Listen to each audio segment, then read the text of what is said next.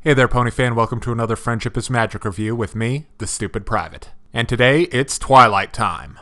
But-da-da-da-da-da. The episode begins with the CMCs hanging out at the library with Twilight, training and trying to learn new skills. Scootaloo is trying to learn how to disassemble and reassemble a unicycle, Applebloom is following in Zecora's footsteps and trying to become a potions master, and Sweetie Belle is trying to improve her magical powers.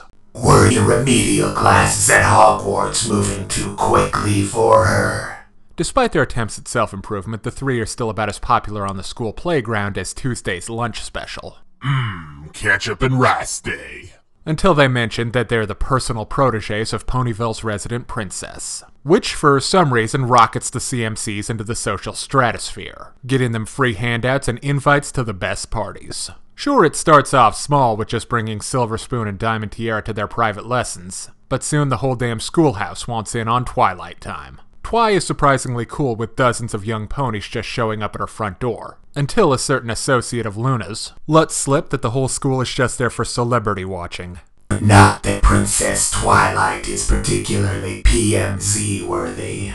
Naturally, Twi gives the little stalkers the boot, and before they get kicked out, the CMCs tell her how much they appreciate all the help she gave them. So Twilight, being the forgiving sort, gives them a second chance. Twilight Time is a fun episode. It's basically a Sweetie Belle story, and I don't think we've really had one of those before. She's the one making all the decisions, good and bad, that are the driving force behind the plot. As a main character, she does alright. Sweetie doesn't quite have the force of personality to carry a whole episode on her own, lacking the depth and complexity of the main six. But she has personality, plus Applebloom and Scootaloo are there to help. I thought it was a great touch having Applebloom interested in potions. That was some cool continuity considering her past history with Zecora, and I hope they carry on with it. Scootaloo's interest in mechanics makes sense because of the whole scooter thing. Now all she needs to do is figure out how to build herself a set of leather and brass wings, Songbird style. The episode also has a lot of unanswered questions. Like, why hasn't Rarity ever taken Sweetie Belle to Manhattan? Why hasn't the entire town tarred and feathered Silver Spoon and Diamond Tiara? Or why is every school filly so excited to see Twilight?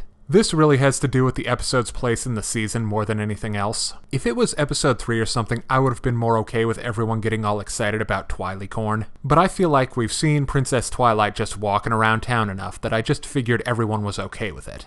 In fact, unless I'm completely off about Twilight's home being a public library, I'm pretty sure that any random citizen can just wander in during normal business hours and ask the Princess of Magic annoying questions. Like, do you have the new Daring Do book? Or does the Ponyville Library use the Dewey Decimal System or Library of Congress?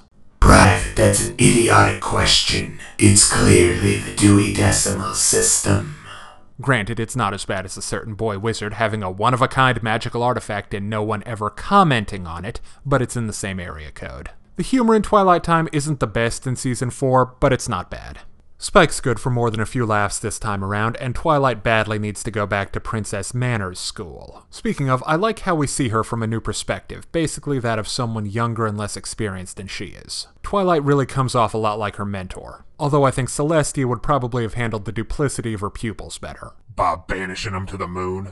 I was thinking more not calling them out on it in public and using it as an opportunity to get everyone more excited about learning. But banishment works. Finally, no potential keys were a factor in this episode. But there is a large diagram of the box on the wall of the library. I wonder what could be inside.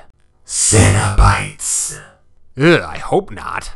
Now let's break down the good and the bad in My Little Pony Twilight Time. On the good side, this episode focuses on a character who hasn't really been the main focus of a story yet. There are all kinds of nods to continuity, and the lesson at the end was good stuff. On the other hand, the humor isn't quite up to the standards of Season 4. The whole episode hangs on a pretty big plot convenience, and I guess it just didn't wow me. So I give My Little Pony Twilight Time 3.5 out of 5. Thanks for watching. I'm the Stupid Private. Hey kids, today's show is brought to you by the letter 4 and the number potato!